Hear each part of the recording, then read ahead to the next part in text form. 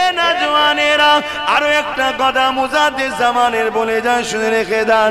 বিশেষ করে আপনারা উত্তর 24 পরগনার মানুষ, উত্তর 24 পরগনার গর্ব, বসিরহাটের বড় মাওলানা আল্লামা রুহুল আমিন রাহমাতুল্লাহ আলাইহিকে নিয়ে আমার মুজাদ্দিদ জামান জলসায় যাচ্ছে। দাদা হুজুর পীর কিবলা যখন জলসাতে যাচ্ছে, সাথে বসিরহাটের বড় মাওলানা আল্লামা রুহুল আমিন শেখ হুজুরের সাথে যেতে লেগেছে। এ নওজওয়ানেরা জঙ্গলের ভেতর দিয়ে যেতে হয়েছে। এমন একটা সময় দেখা যায় গরুর গাড়ি করে যেতে লেগেছিল। গরুর গাড়ি যিনি চালক ছিলেন সে লাফ মেরে ওই গরুর গাড়ির উপরে যে ছাউনি করা ছিল পর্দা দিয়ে খিরা দিয়ে, তার মধ্যে লাফ মেরে ঢুকে পড়েছে। মুজাদ্দিদ জামান বলতে লেগেছে, বাবার কি হয়েছে রে বাবা, আর তোমার গরুগুলো এত লাফালাফি করছে কেন রে বাবা, কি হলো? এই মানুষটা বলতে লেগেছে, হুজুর আর বাঁচার কোনো উপায় নেই। কেন, কি হয়েছে বলো? হুজুর একটা নয় দুটো বাঘ এসে সামনে দাঁড়িয়ে গেছে। এ যুবকেরা, তরুণেরা, এই কথা শুনে তুমি আমি তো ভয় খেয়ে যাব। মুজাদ্দিদ জামান মুচকে হাসলেন, বললেন না সুবহানাল্লাহ। এখানে কিছু হাসার ব্যাপার আছে কি? হাসার যখন ব্যাপার নেই তাহলে যখন হেসেছে করে না। এ বিষয়ে একটা কথা বলি শোনে। আল্লাহর ওলি জামানার মুজাদ্দিদ দাদা হুজুর পীর কিবলার খাতে এক মুসলিম ঘরের ছেলে এসে হাতে হাতে ইমানের কলেমা পড়ে যায়। নাম ছিল প্রতাপ চন্দ্র সেন। দাদা হুজুর পীর কিবলা তিনার নাম দিলেন আব্দুল মুমিন। ভাই আমি একটু দাদা হুজুরের কথা একটু এসছে বলছি, অসুবিধা নেই? কেন আমি বেশিরভাগ জায়গায় হুজুরের নবীর কথাই বলি, কিন্তু দাদা হুজুর কি নবীর বাইরে? নবীর আওলাদ হয় দাদা হুজুর, বলুন সুবহানাল্লাহ, বংশের আওলাদ। এ নওজওয়ান তরুণেরা, হযরত আব্দুল মুমিন রাহমাতুল্লাহ আলাইহিকে আমার মুজাদ্দিদ জামান জানিয়ে দিলে, এ বাবা আব্দুল মুমিন রে, আমি আবু বকর তোমাকে হুকুম করে দিলাম, বিশ্বে ওলি আল্লাহদের মাজার গুলোকে ঘুরে ঘুরে ঘুরে ঘুরে আসো। অনেক বড় কথা, আমি যেটা মূল বুঝাতে চাইছি, সব জায়গা ঘুরে যখন দরবারে আসলেন আমার মুজাদ্দিদ জামান কিছুক্ষণ বসাবার পরে ওনাকে আবার সবক দিয়ে বলতে লাগলে, বাবা তুমি লোকালয় ছেড়ে দিয়ে জঙ্গলে চলে যাও, ওই জঙ্গলে গিয়ে আল্লাহ দাসত্ব করো, আল্লাহর যিকিরে ধ্যানে তুমি মগ্ন হয়ে যাও। হযরত সুফি আব্দুল মুমিন রাহমাতুল্লাহ আলাইহি মুর্শিদ পীরের হুকুম শোনার পরে ওই জঙ্গলের দিকে যখন যেতে লেগেছে, গভীর জঙ্গলে যখন ঢুকে যেতে লেগেছে, এক অসুর বাঘ আগিয়ে আগিয়ে আসতে লেগেছে। আব্দুল মুমিন রাহমাতুল্লাহ আলাইহি এই বাঘকে দেখে কিন্তু ভয় খায়নি। তুমি আমি হলে ভয় খেয়ে যেতাম, কেন আল্লাহর ওলিরা আল্লাহ ছাড়া দ্বিতীয় কাউকে ভয় করে না। আর মজার বিষয় হলো এটাই, যাদের দিলে আল্লাহর ভয় থাকে সমস্ত মানুষ তাকে ভয় করবে, সমস্ত জিনিস তাকে ভয় করবে। আর যাদের দিলে আল্লাহর ভয় নেই সে সবাইকে ভয় করবে, সে সবাই তাকে লুটে যাবে।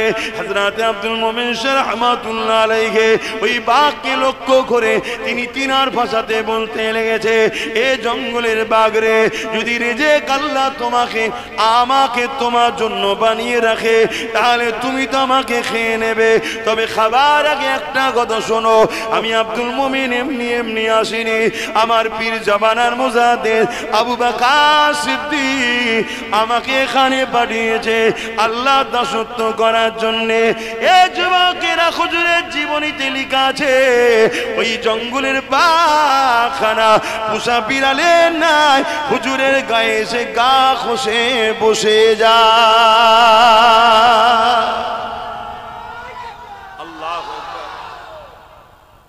সবকিছু কন্ট্রোল কার হাতে? আল্লাহর কুদরতি হাতে, আল্লাহর কুদরতি হাতে। এখন তো কিছু মানুষ বেরিয়েছে আল্লাহর ওলিদেরকে মানে না, আছে না নাই? এ সব ইহুদি খ্রিস্টানদের চল, শুধু আমাদের ইমানকে লুটবে এদের কাজ। এরা নামাজের বেলায় চলো, রোজার বেলায় চলো, হজের বেলায় চলো, দানের বেলায় চলো, দাড়ি রাখো, টুপি চলো, নবীর প্রেম ওলিদের প্রেম ওফ মরে গেছে সেখানে ফালতু কথা বলে কি হবে?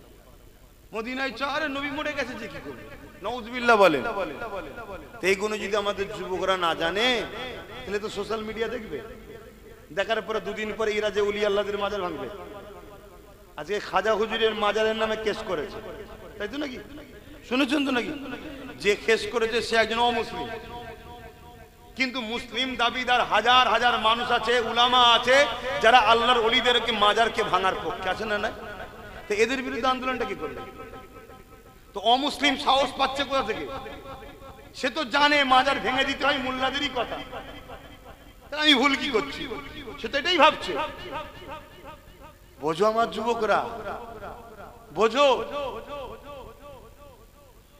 বাপেরা, নজওয়ান তরুণেরা, এ নবী পাকের প্রেমিকেরা, আল্লাহর হয়ে যান, নবীর হয়ে যান।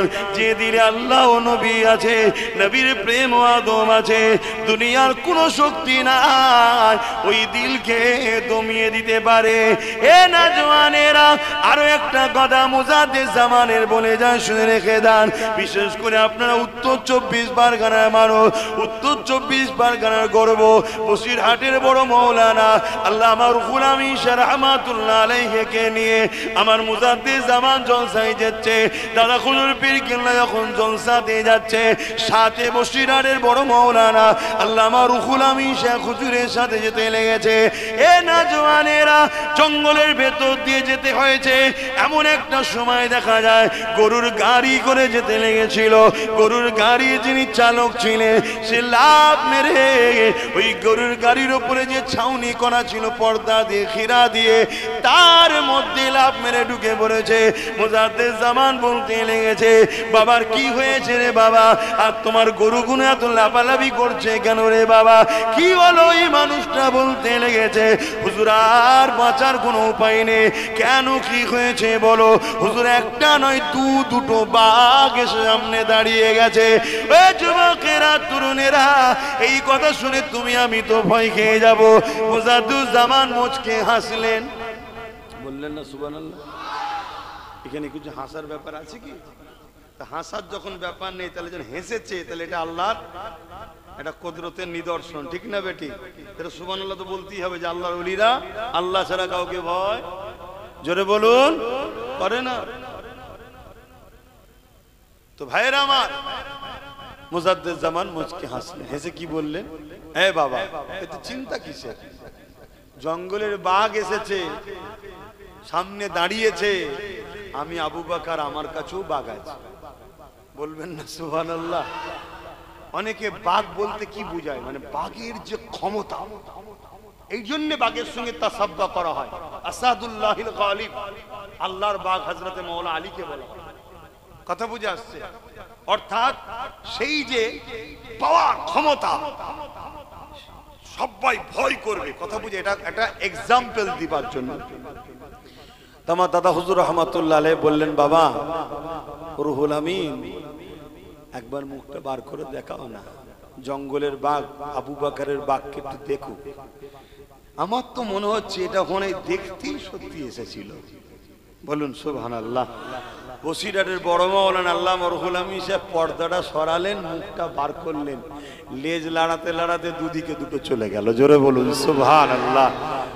আমার মনে হয় সত্যিই মনে হয় দেখতেই এসেছিল যে আমরা তো একবার আবু বকরের বাঘটা একটু দেখেই যাই। জোরে বলুন সুবহানাল্লাহ। বাকিটা আল্লাহ জানে, ঠিক না বেটি? বাকিটা আল্লাহ জানে, কিন্তু নিদর্শনটা এমন ভাবে ঘটনা ঘটছে যেন মনে হচ্ছে সত্যি দেখা করতে এসেছিল, দেখা হয়েছে, কেটে পড়েছে। তাহলে আমি যেটা বোঝাতে কি এখানে আসলাম, এটা কোন পাওয়ারে হচ্ছে? ইমানের পাওয়ার। কোন পাওয়ারে? ইমান। ইমান কি? সিনার শক্তি। আর সিনার শক্তিটা কি? আল্লাহর ভয় দিলে রাখা আর নবীর প্রেম ও আদব দিলে রাখা। জোরে বলুন সুবহানাল্লাহ। বাপেরা, নওজওয়ান তরুণেরা, আমার যুবকেরা, মন দিয়ে শোনেন, আমার নবী পাক অনেক কষ্ট করে দিন ইসলাম আমাদের কাছে রেখে গেছে। এ নওজওয়ান তরুণেরা, ইসলামে যেমন নামাজ আছে, ইসলামে যেমন গরিবদের ঘরে খানা খাওয়াবার কথা আছে, ইসলামে যেমন রোজা আছে, ইসলামে ঠিক তেমন দান খায়রাত রয়েছে, ইসলামে যেমন হজ আছে, ইসলামে মা বাপের সেবা আছে, ইসলামে যেমন দাড়ি টুপি আছে, ঠিক তেমনই সমাজের বুকে ন্যায় সত্য প্রতিষ্ঠিত করার কথা আছে, অন্যায়কে মিটিয়ে দিবার কথা রয়েছে। এ না জওয়ানেরা, তরুণেরা, বাপেরা, আমার নবী পাককে অপমান করে তারা চলে গেল। পরের দিন আল্লাহ নবী আবার বোঝাতে লাগলেন, আবার কিছু মানুষ জড়ো হলো, আল্লাহ নবীকে অপমান করে চলে গেল। এই খবরটা আবু জেহেলের কাছে পৌঁছে গেল। আবু জেহেল দেখতে লেগেছে মুহাম্মদকে রুখতে হবে, কেন মুহাম্মদ রসুল যা বলছে ঠিক বলছে, যদি না রুখা যায় তাহলে আমাদের 2 নম্বরই বন্ধ হয়ে যাবে, আমাদের অন্যায়ের শাসন বন্ধ হয়ে যাবে, আমাদের জুলুমের সাম্রাজ্য শেষ হয়ে যাবে। এই জন্য কি করতে লাগলো এ যুবকেরা, তরুণেরা, বাপেরা আর আবু জেহেল গিয়েছে ওই ভিড়ের মধ্যে আমার নবী পাকের সঙ্গে বিয়াদবি করে ফেললো। এর চেয়ে বেশি আর বলতে পারবো না, কেন সেই ভাষাটা বলতেও আমাদেরকে ভয় লাগে, লজ্জা নাই, ভয় লাগে যে হাই রে জাহান্নামের কুকুর আবু জেহেল, কি কাজ করলি তুই? শুনছেন তো, আবু জেহেল হলো জাহান্নামের একটা কুকুর, ওখান জাহান্নামে আছে।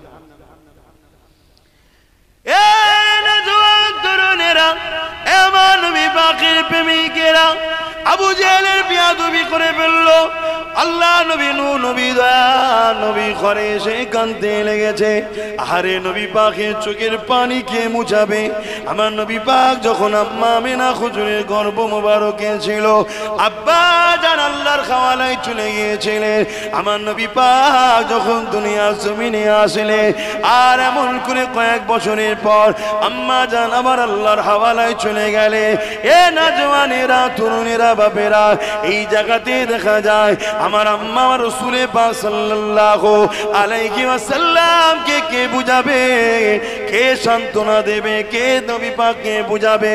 তাই আমার নবী পাককে আল্লাহ আওয়াজ দিয়ে দিলে, এ আমার হাবিব, আপনি মনে দুঃখ নেবেন না, আপনি কাঁদবেন না, আপনি চিন্তিত হবেন না।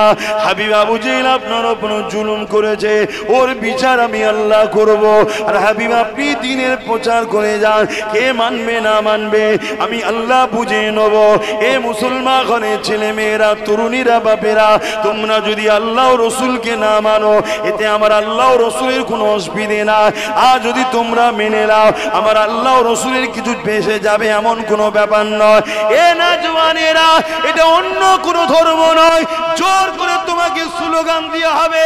এটা অন্য কোনো ধর্ম নয়, জোর করে তোমাকে ইসলাম থেকে বের করে অন্যদিকে নিয়ে যাওয়া হবে, বা জোর করে বলা হবে মুসলমান হয়ে যা, মুসলমান হয়ে যাও।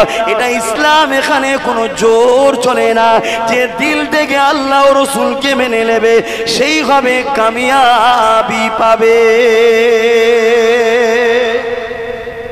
যেমন আমার দেশে চলছে না, ছোট্ট ছোট্ট বাচ্চাদের ঘরে ধরে বলছে, বল জয় শ্রীরাম বল, জোর করে বলছে না, বলে। হ্যাঁ, আমি এখানে একটা কথা আপনাদেরকে বলি, রাম ভালো না খারাপ আমি ও সম্বন্ধে জানি না, কথা বুঝে আসছে না, তার সম্বন্ধে আমার জানা নেই। আমি এতটুকু জানি হিন্দু ভাইদের পিয়ারা, ঠিক না বেটি? যাচ্ছি একটা কারো যখন পিয়ারা, তার বিরুদ্ধে বা তার বিষয়ে কোন রকম কথা বলার ইজাজত ইসলাম আমাকে দেয়নি। কিন্তু হিন্দু ভাইয়েরা ভাববে কি না ভাববে তাদের ব্যাপার।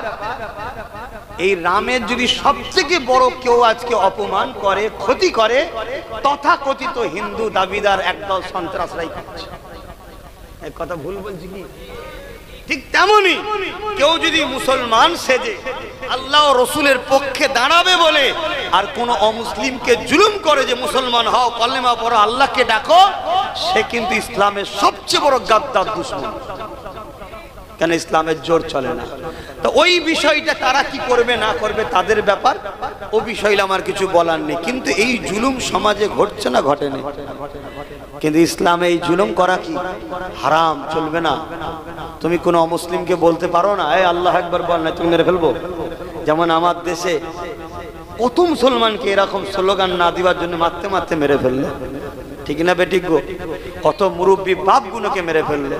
আর যারা ক্ষমতায় বসে আছে এরা কি করছে? কেন দেখছে আমাদের দোষ আছে?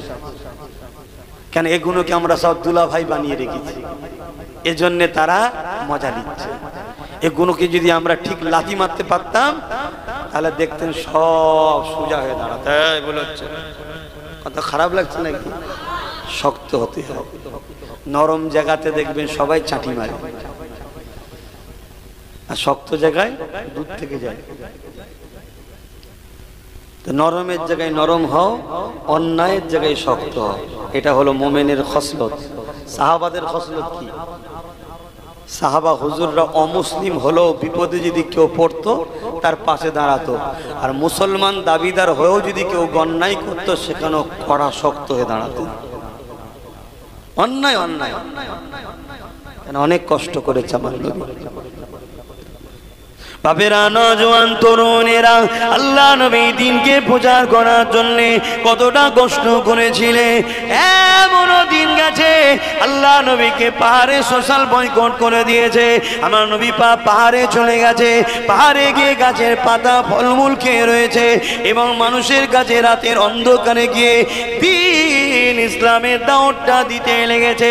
এরকমও কষ্ট আমার নবী পাক করতে হয়েছে। এমনও দিন গেছে আল্লাহ নবী নবী দয়া নবী আল্লাহকে সিজদা করেছে। নবী পাকের পিঠে পচা দুম্বার ভুঁড়ি এই জালিম মুশরিক অত্যাচারীরা করে দিয়েছে, তাদের পিঠের উপরে চাপিয়ে দিয়েছে। এ যুবকেরা, তরুণীরা, বাপেরা, আল্লাহ নবীর জীবনে এমনও দিন গেছে পেটে পাথর পর্যন্ত পেঁধে থাকতে হয়েছে। এ যুবকেরা, তরুণীরা, বাপেরা, তথাপিও নবী আমার উম্মত কি করে আল্লাহ পাবে, দিন পাবে, কি করে জান্নাত পাবে, এই নিয়ে নবী আমার পেরেশান হয়ে তোমার আমার জন্য কেঁদেছে, তোমার আমার চিন্তায় দিনের প্রচারের জন্য কষ্ট করেছে। তাই যুবকদেরকে বলে যা, হালকা বয়সে ভুল ভ্রান্তি হয়ে যেতে পারে, কিন্তু আজকে চতুর্দিকে মানব রূপী পশুগুলো বেরিয়েছে। কেউ আমার নবীকে খাটু করছে, কেউ নবীর সামনে ফিল্ম বার করছে, কেউ নবী পাকের কার্টুন তৈরি করছে, কেউ কোরআনের বিরোধী করছে, কেউ লাইটিং আল্লাহর নামকে অপমান করছে। এইভাবে চারিদিক ধরে আমার ইসলামকে গালিগালাজ করতে লেগেছে। এ যুবকেরা, তরুণীরা, বাপেরা, এই জায়গায় ঠান্ডা মাথায় এমন করে নিজের অধিকারকে বুঝে নিবার জন্য, নিজের ধর্মের সম্মান মর্যাদাকে বাস্তবায়নের জন্য তোমাকে আমাকে সংগঠিত হতে হবে। না হয় দুনিয়া জমিনে লাঞ্ছিত আল্লাহ করবে, আর পরকালে আল্লাহ জাহান্নাম দিয়ে দেবে। কেন? দুটো হাত দিয়েছে আল্লাহ, তুমি দুনিয়া জমিনে নিজের কারবারে লাগালে, নিজের প্রয়োজনে লাগালে, সব ঠিক আছে। এই দুটো হাত দিয়ে আল্লাহর ঘর মসজিদের জন্য কি করলে, নবীর ঘর মাদ্রাসার জন্য কি করলে, নবীর দিনের জন্য কি করলে, আল্লাহ কিন্তু এই কৈফিয়তটা নিয়ে নেবে। আল্লাহ দুটো পা দিয়েছে, এই পা দিয়ে তুমি দুনিয়ায় ব্যবসা বাণিজ্য কারবারে গেছো, ঠিক আছে, আল্লাহ দিয়েছে করো, হালাল ইনকামের জন্য যেতে হবে। কিন্তু আল্লাহ দিয়া পা দিয়ে কবার তুমি মসজিদের দিকে গেলে, কবার নায়ের জন্য মিছিল করলে, কবার কোরআনের জন্য পদসভা করলে, কবার ইসলামের দুশ্মনদের বিরুদ্ধে আন্দোলনে গেলে। এ যুবকেরা, তরুণেরা, অথচ আমার কওমের ছেলেরা ইসলামের দুশ্মন মুনাফিক কাফির বেঈমানদের মিটিং মিছিলে গিয়ে ভর্তি করছে সামান্য বিরিয়ানির জন্য, 200-100 টাকার জন্য। তারা আমাদেরকে বোকা বানিয়ে দিয়ে আমাদের কাঁধে উঠে তারা গদিতে বসছে, আর গদিতে বসে নতুন নতুন করে ইসলামের বিরুদ্ধে, কোরআনের বিরুদ্ধে, ইসলামকে মিটাবার জন্য নানা রকম আইন ফতোয়া তৈরি করছে। কি করছে না করেন? এগুলো হুঁশ করতে হবে না ভাই আমার? যদি পেটে খুব জ্বালা ধরে যে সব দেখলে আমার হবে না, আমার পেট দেখতে হবে, তাহলে আমি দুটো উদাহরণ দেবো। একটা হলো তোমার দাদুর কটা সন্তান, কম করে হলেও তো গড়ে 7-8টা নাকি? এই যুবক বলবে তো তোমার আমার কটা? দুটো নয়, 1.5খানা, একটা আছে আর একটা হয়তো হতে পারে। খারাপ নিও না। তোমার দাদুকে কোনোদিন তোমার বাপেদের ঘরে লালন পালন করার জন্য ভিক্ষা চাইতে হয়েছিল? বন্ধন লোন, সুদ, ঘুষ, চিটিংবাজি, তা তোমার এমন কি টান পড়ে গেল? একটু মাথায় ঢুকছে না খোদার গজব কেমন? ইমামের 5000 টাকায় হাসি খুশিতে চলে, আর তোমার চলছে না কেন? তাহলে বরকত নেই, ঠিক তো নাকি? এই বরকতটা গেল কোথায়? এটা ভাবো। আছড়ে আছড়ে আছড়ে আছড়ে কিছুই হবে না, জাহান্নামে চলে যাবে। আর তোমার দাদুর দেখো সামান্য ইনকাম ছিল, 7টা 8টা বাচ্চা, খেয়ে দে আল্লাহ করে তোমার বাপেরা গোলগাল ছিল, আমরা সব তো হাওয়াই উড়ছি, জানে কি আছে। এক্ষুনি যদি বলা হয় চলো 10 কিলোমিটার দৌড়ানো হবে, 1 কিলোমিটার যেতে না যেতে কোমরে হাত দিয়ে ওপরে হাঁ হু করবে সব। কি গো কথা ভুল বলছি নাকি? হালটা আমাদের এরকম হলো কেন? আর এই মুরব্বী গুলোকে যদি বলা হয় চলো তো আব্বা, হয়তো জোরে যেতে পারবে না, কিন্তু আমাদের থেকে কম করে হলো 1 কিলোমিটার পরে যে দাঁড়াবে। আমি চ্যালেঞ্জ দিচ্ছি, কারণ আমারও ঘরে একটা মুরব্বী আছে, পীর আল্লামা আলী আকবর সিদ্দিক। আমি তো জানি, আমি 1.5-2 ঘন্টা জলসা করে যে হাঁপিয়ে যাই। আমার আব্বা এখনো 3.5, 4, 5 ঘন্টা জলসা করে, তাও বলে এখনো গ্যাসের গরম, শরীর এখনো গরম হয়নি, এক্ষুনি এবে বলবো। তাহলে কি বুঝছে? কিছু বুঝতে পারছেন? এই দশাটা আমাদের হচ্ছে কেন? এই মূল রোগকে খুঁজুন। মূল রোগ একটাই, আমাদের দিলে হুজুর নেই। ওই কলেমা পড়েছি লা ইলাহা ইল্লাল্লাহ মুহাম্মদ রাসূলুল্লাহ, গাছ লাগিয়েছিলাম, কিন্তু গাছ ভেতরে মরে গেছে, আমাদের হুঁশি নাই। এই গাছ লাগিয়ে দিলে হয় শুধু, আর কাজ নেই? তাকে ট্রিটমেন্ট করতে হবে না? হবে না? পানি দিতে হবে। তবে সব গাছ সব আবহাওয়াই থাকে না, মাটির একটা ব্যাপার থাকে না, থাকে না? তা ইমানের গাছ লা ইলাহা ইল্লাল্লাহ মুহাম্মদ রাসূলুল্লাহ, ইমানের চারা বসিয়েছেন। এবার এই চারাটাকে বড় করতে হবে। তো বড় করতে গেলে এখানে একটা মাটি লাগবে, আবহাওয়া লাগবে। এই মাটিটা হলো নবীর আদব, আর আবহাওয়াটা হলো নবীর প্রেম। তবে এই গাছ নবীর আদব আর নবীর প্রেমে আস্তে আস্তে বড় হবে। জোরে বলুন সুবহানাল্লাহ। আমাদের মধ্যে নবীর আদব আছে, নবীর প্রেম আছে। শোনো একটা কথা বলি, তোমার নজরে যদি আসে কেউ একজন নবীর বিরুদ্ধে কিছু মন্তব্য করেছে, তুমি যদি তার প্রতিবাদ না করো, তোমার মধ্যে ঈমান থাকবে না। শুনছেন তো নাকি? প্রতিবাদ করতেই হবে। এবার প্রতিবাদের 3টে ধরন আছে। ক্ষমতা আছে, ঝেড়েছেন বক্সি, 1 নম্বর ঈমান।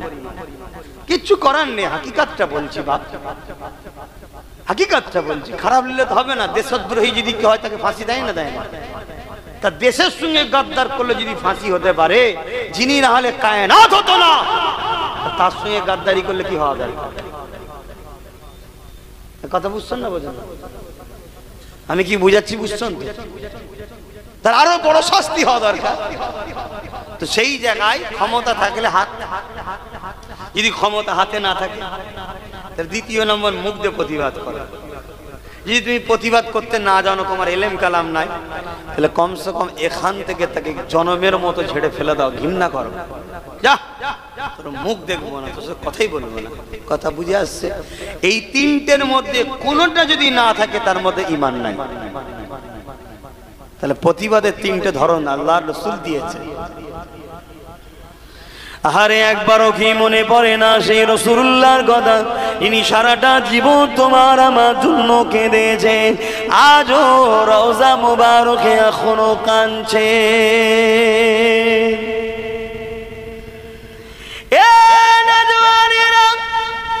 আল্লাহ নবী, হায়াতুন নবী, রওজা মুবারকে আজও তোমার আমার জন্য কাঁদে।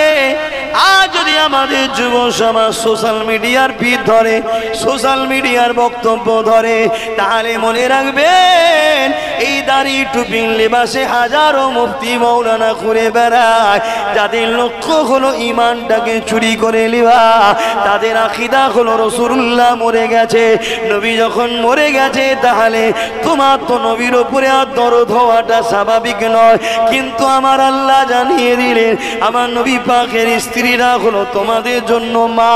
কার মাকে তোমাদের জন্য বিবাহ করা খারাপ, কেননা জিনার স্বামী কখনো মারা যায়নি, ওই নারী দ্বিতীয় বিবাহ হতে পারে না। এ যুবকেরা, আমার রাসূলুল্লাহর খালিয়া, আমাদের আম্মা জানো বটে, এবং আমার রাসূলুল্লাহর সঙ্গে তিনার স্ত্রীদের এখনো নেকা রয়েছে, কারণ নবী আমার মারা যায়নি। এ নওজওয়ানেরা, নেকা হয় স্ত্রীকে বিবাহ যেমন করা যায় না, আমার রাসূলুল্লাহর স্ত্রীদের সম্বন্ধ এই জন্যই ফতোয়া রয়েছে। এ যুবকেরা, তরুণীরা, বাপেরা, আমার নবী পাক আজ রওজা মুবারকে তোমার আমার জন্য কাঁদতেছে।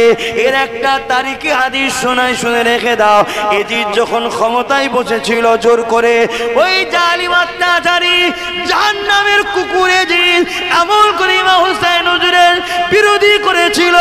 আর মদিনাবাসীরা যখন শুনতে পারলো এজিদ মোহাম্মদ হুসাইনের বিরোধী করতে লেগেছে, এই মদিনাবাসীরা এজিদের বিরুদ্ধে যখন কথা বলল, সঙ্গে সঙ্গে এজিদ কি করলো, এমন করে মদিনার বিরুদ্ধে শরীফে সৈন্য পাঠিয়ে দিয়ে 3 দিন অত্যাচার জুলুম করেছিল।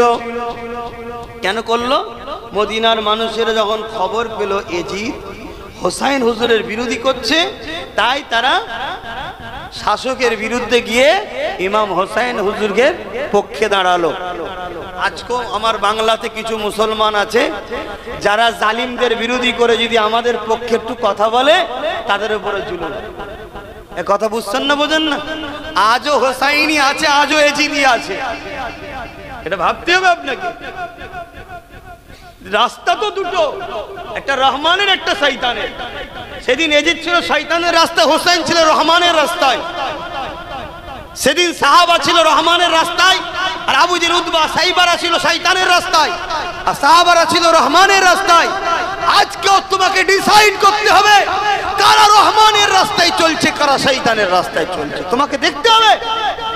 তুই মুসলমান দাবি করবে আর এজিদের সাথ দেবে হোসাইনের বিরুদ্ধে গিয়ে, ও মুসলমান জাহান্নামের কুকুর ছাড়া অন্য কিছু হবে না। আজকের দিনেও যারা রহমানের রাস্তার ক্ষতি করছে, ক্ষমতার জোরে আল্লাহ দ্বীনের বিরোধী করছে, তাদের পক্ষে তুমি দাঁড়িয়ে, আর হোসাইনি খুদের পক্ষে যারা আওয়াজ করছে তাদের বিরোধী করবে, তুই মনে করবে আমি মুসলমান নামাজি পড়ি। আরে মুনাফেক ছাড়া দ্বিতীয় কিছু নয়। কথা শুনছেন তো নাকি? ও ভালো তারে বোঝেন, যুগে যুগে দুটো রাস্তা ছিল, দুটো রাস্তা আছে, কিয়ামত পর্যন্ত দুটো রাস্তা থাকবে। আগামী দিন আসবে, ইমাম মেহেদী সাল্লাম রহমানের রাস্তার লিডার হবে। এই পৃথিবীতে কয়েক কোটি মুসলমান ইমাম মেহেদী সাল্লামের বিরোধী করবে, কয়েক কোটি মুসলমান। আলেম উলামা আবার শুনে রেখে দাও, দাড়িওয়ালা, টুপিওয়ালা, তাহাজ্জুদ পড়নেওয়ালা, সোনা নবীর ভবিষ্যৎবাণী নবী বলে গেছে, তারা বিরোধী করবে ইমাম মেহেদী সাল্লামের। বিরোধী করে কাদের সাথ দেবে? কানার দাজ্জালের সাথ দেবে, অর্থের লোভে, অর্থের লোভে। তাহলে আজকে আমার বিরোধী করবেন, এটা অসম্ভব কি? আজকে দাজ্জালের চালাদের থেকে টাকা নিচ্ছে, কথা বুঝছেন না, বুঝেন?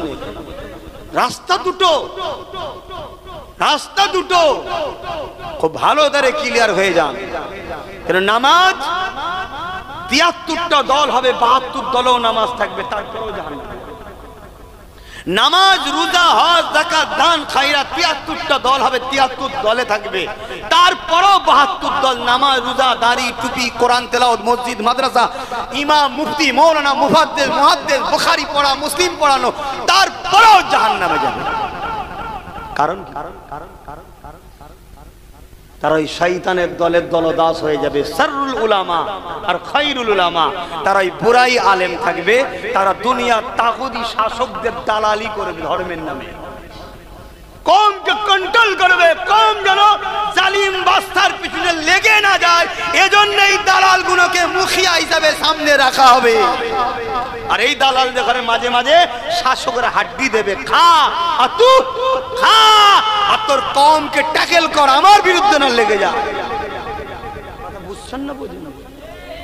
আমার কত কষ্ট হচ্ছে। ধর্মের ব্যাপার চলছে, বা এখানে ধর্মের ব্যাপার চলছে না। এতদিন রুজি রুটি পেটের ব্যাপার ছিল, তুমি সাথ দাও না দাও আলাদা ব্যাপার, কিন্তু এখন ধর্মের ব্যাপার এসে গেছে। এখানে গাদ্দারি হলে পেটের ব্যাপার না, ঈমান চলে যাবে। তুমি যদি মনে করো আরে দুনিয়ায় কে আমার কি করবে, আরে দাঁড়াও, super power America, super power পৃথিবীর সবাইকে চমকায় ধমকায়, মুসলিম দেশগুলোর উপরে নির্মম ভাবে অত্যাচারের স্টিম রোলার আমেরিকা যুগ যুগ ধরে করে আসছে, তার বিরুদ্ধে কেউ কথা বলার না। আজকে প্যালেস্টাইনের বুকে হাজার হাজার টন বোম মেরে নিরীহ 45,000 বাচ্চাকে আমেরিকা মেরেছে, তার বিরুদ্ধে কথা বলার কোনো কেউ নাই। কিন্তু আমার আল্লাহ ছাড় দেয়, ছেড়ে দেয়নি। আজকে সেই আমেরিকাকে আমার আল্লাহ পাকড়াও করেছে। সেই আমেরিকার লস অ্যাঞ্জেলেসে আল্লাহ বিভৎস আগুন ধরিয়েছে। হাজার হাজার বাড়ি ঘর, জমি জায়গা, কল কারখানা সব পুড়ে তছনছ হয়ে যাচ্ছে।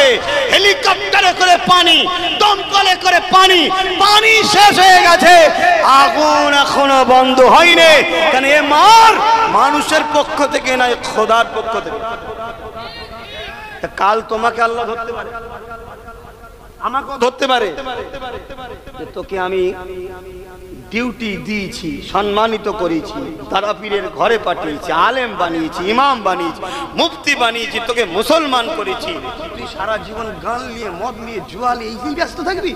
এখনো পরিবর্তন হবিনি? চারিদিকে কি হচ্ছে দেখ। এ ভুল হতে পারে, মানুষ দেখেও তো শেখে না। আল্লাহ যখন ধরবে এমন বিমাদ দেবে, তোর 1000 লিওয়াতে 1 লাখ বেরিয়ে যাবে। শুনছেন না শোনেন? আর আল্লাহ যখন ধরবে ওই 3000-এ 30 লাখ বেরিয়ে যাবে। আমার ইমাম ভাইদের বলছি, শুনছেন না শোনেন? হ্যাঁ, যদি বলেন যে আমি এটা লি আমার অধিকার, তাহলে দালালি নয়, হক কথা বল। ঠিক না বেঠিক? লিয়ে যদি চুপ থাকো তাহলে দালালি, আর লিয়ে যদি অন্যায় কন্যায় বলো তাহলে তুমি দালাল নয়, তুমি পারফেক্ট। তোমার পাওনা তুমি লিচ্ছ, তুমি হক কথা। কথা বুঝে আসছে না? বড় দুঃখের বিষয় আজকে কি হচ্ছে। আমার বাংলাতেও নাকি সব মাদ্রাসা কোনো জঙ্গি তৈরি হয়ে গেছে, সব কলকাতা জঙ্গিদের আঁতুর ঘর হয়েছে। শুনছেন না শোনেন? জঙ্গি তৈরি হয়ে মাস। তাহলে এই বিষয়ে কই প্রতিবাদ কই? এই বিষয়ে কই কথা কই? উলামাদের কথা নেই, মুফতিদের কথা নেই, পীর সাহেব কথা নেই, বক্তার কথা নেই। কেন কথা নেই? আমার নবীর ঘরকে অপমান করা হচ্ছে না? আর যদি সত্যি কেউ মাদ্রাসার নামে জঙ্গিখানা তৈরি করে, তাহলে তাকে সামনে এসে ফাঁসি দেওয়া দরকার আছে না নাই? এই কথা বলেন কেন? সে আমার নবীর মাদ্রাসার দুশ্মন, সে গাদ্দার, ধর্মকে বদনাম করছে, ওর ফাঁসি হওয়া দরকার। আর কিন্তু তুমি ধরবেও না আর দেখাবেও না। নিরীহ নিরীহ মৌলী সাহেব গুলোকে তুলে নিয়ে যে বলবে 10 বছর পরে, আরে আমাদের ছন্দটা ভুল হয়েছে। এই 10 বছর কত বদনামের ভাগীদারি আমার নবীর মাদ্রাসা গুলো হতে হবে না? হবে না? কই কথা কই? যুবক, আল্লাহই তাকত দিয়েছে, আল্লাহর রাহে খরচ করে, কিচ্ছু করতে হবে না। যারা লড়ছে তাদের পাশে একটু ঘিরে দাঁড়াও।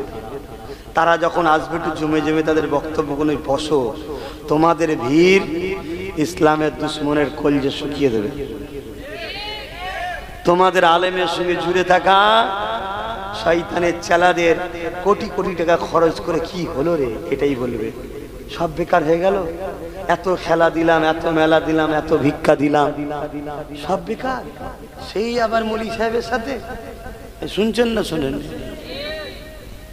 কিচ্ছু নয়, একটু জুড়ে থাকো। আমি কি বুঝাচ্ছি বুঝছো আমার ভাইয়েরা? আল্লাহর রাস্তায় বলছি, আসুন। আল্লাহর দিনের জন্য আল্লাহ যথেষ্ট।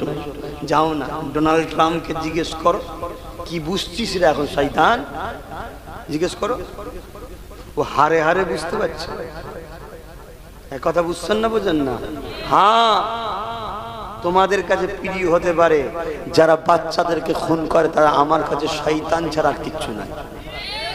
তুমি যদি বলো আমার বন্ধু হয়, তুই আমার বন্ধুকে বললি কেন? তোর বন্ধুর সাথে তুই শয়তান হয়েছিস। এই কথা বুঝছেন না? বোঝেন না? হ্যাঁ, বাচ্চাদের খুনি কখনো মানুষ হতে পারে। লড়াই আমার সাথে হতে পারে, ভুল ঠিক পরের কথা। তুই বাচ্চাকে টার্গেট করছিস কেন? দেখে দেখে দেখে দেখে বাচ্চাগুলো প্যালেস্টাইনের মারছে কেন? নতুন প্রজন্ম যাতে না পাওয়া যায়। আর আজকে আমাদেরও দেখে দেখে দেখে দেখে ভ্যাকসিনের নামে সাইজ করে দিয়েছে। জন জন ছেলে ঘুরতে যাচ্ছে, দাম করে পড়ে গেল, মরে গেল। কি হলো রে? মরণ যেন একটা মুড়ি মূর্খের মতো, শরীর কোনো সব শেষ। কথা বুঝছেন না? বোঝেন না? এরপরেও তো আমি তোমাদের কাছে ভালো না। বোঝো, পরিবর্তন হও, এখনো সময় আছে, এখনো সময় আছে। এই শরীরের পয়জন কাটা বড় দোয়া আছে। শরীরের পয়জন ঢুকে গেলে এই পয়জন কাটা বড় ইসলামের রাস্তা আছে। তা তোমাকে আমি দেখাবো কেন? তুমি পয়জন কেটে ইসলামকে ক্ষতি করবে না? তবে তা তোর তো চলে যাওয়াই দরকার। আমরা তাকে রাস্তা দেখাবো যার দ্বারা ইসলামের ভবিষ্যৎ ভালো হবে। যে ইসলামের ঘরে জন্ম হয়ে ইসলামের দুশ্মন, তার জন্য তো আমাদের দোয়া আছে। ও লাভ নেই, আর বেঁচে থাকুক এটাও চেয়ে লাভ নেই। আমার স্পষ্ট কথা, খারাপ লাগছে নাকি? আমি সেই আব্বাস সিদ্দিকী আছি এখনো। চেঞ্জ কিছু পেয়েছেন আমার মধ্যে? কিছু চেঞ্জ পাওয়ার ব্যাপার নেই। তোমার তো একটাই রীতি, মুহাম্মদ সাল্লাল্লাহু আলাইহি সাল্লাম কেন্দ্র হলো হুজুর, আর হুজুরকে কেন্দ্র বানিয়েছে কে? আল্লাহ। অতএব যে হুজুরের আমি তার, যে হুজুরের নয় আমি তার না। সে বাপ হোক, মা হোক, ভাই হোক, বোন হোক, স্ত্রী হোক, বাচ্চা হোক, যেই হোক কি যা। ক্লিয়ার কথা বুঝে আসছে? ওই জন্য সে একই জায়গায় আল্লাহ রেখেছে। আল্লাহ যেন এইভাবেই মরণটা দেয়। বলুন আমিন। আকীদা ঠিক করো, নীতি ঠিক করো, মজবুত হও। তুমি এতক্ষণ পরে আবার কি করছো? একটু ফটো তুলতে মন যাচ্ছে? এখানে আসো, একটু সামনে এসো। এই সব ফিতনা কি যে ধরেছে এরা। হ্যাঁ বাপেরা, নওজওয়ানেরা, আমি যে কথা বলতে গিয়ে চলে গেলাম, এই যে 10,000 সৈন্য পাঠালো মদিনার উপরে এবং 3 দিনের জন্য মদিনাকে হালাল করে দিল। ওই 3 দিন ধরে মদিনার উপরে তারা হামলা করতে লাগলো, মদিনার সাহাবা হুজুরদিয়াকে হত্যা করতে লাগলো, মদিনা নারীদের উপরে জুলুম অত্যাচার করতে লাগলো। এমনকি আমার নবীর পেয়ারা মদিনা নববী শরীফ, তার মধ্যে খচ্চর গাদাকে বেঁধে দিয়ে এমন করে পিশাব পায়খানা করিয়ে নামাজ ইকামতকে বন্ধ করে দিয়েছিল। আল্লাহ নবীর এক সাহাবী ছিলেন মদিনা নববীর ভেতরে, তিনি বলতে লেগেছে আমি বেরোবার আগে তারা মদিনাকে দখল করে নিয়েছে, জানকে বাঁচানো ফরজ, আমি একা তাই কি করব? নবী পাকের রওজার ভেতরে ঢুকে আমি জানকে বাঁচাবার জন্য ওখানে নুকিয়ে পড়লাম। কিন্তু অবাক হয়ে গেলাম, মদিনা নববী আযান ইকামত নামাজ বন্ধ করে দিয়েছিল, কিন্তু আল্লাহ নবী রওজার ভেতর থেকে প্রতিটা ওয়াক্তে ওয়াক্তে ওয়াক্তে আযান ইকামত ও নামাজ জামাতের সাথে হতে লেগেছে। এ যুবকেরা, আমাদের নবী নূর নবী, দয়া নবী, হায়াতুন নবী, তিনি রওজা মোবারকে তোমার আমার জন্য আজও কাঁদতেছে। ইহুদিদের ষড়যন্ত্র ছিল, বাদশাহ নুরুদ্দিনের সময়তে আমার নবী পাকের পবিত্র যে সে মোবারককে রওজা থেকে বার করে নিয়ে বিশ্বকে প্রমাণ করব মুহাম্মদ মাটির সঙ্গে মরে শেষ হয়ে গেছে। কবর খুলে দেখা, যদি মুহাম্মদ থেকে আমরা কলেমা পড়ে নেব, এই চ্যালেঞ্জের মোকাবেলা তারা করবে বলে আমার নবীর যে সে মোবারককে বার করে নিবার প্ল্যান করেছিল। তাহলে আজকে দিনে যারা আমার নবীকে মরা বলে, এই ইহুদিদের ষড়যন্ত্রের সঙ্গে তাদের ষড়যন্ত্র মিলছে না, মেলে না। তাদের মুখেও তো দাঁড়িয়ে আছে, মাথায় টুপি আছে, তারা বলে আমি মুফতি, আমি মৌলানা, আমি মুহাদ্দিস, আমি শায়েখ, আমি বুখারী, আমি আল্লামা, আমি মদিনা ইউনিভার্সিটিতে পড়েছি, আমি জামে আজহারে পড়েছি। ছোট বাচ্চাটার কথা বিশ্বাস হচ্ছে? সে তো বিরাট কিছু।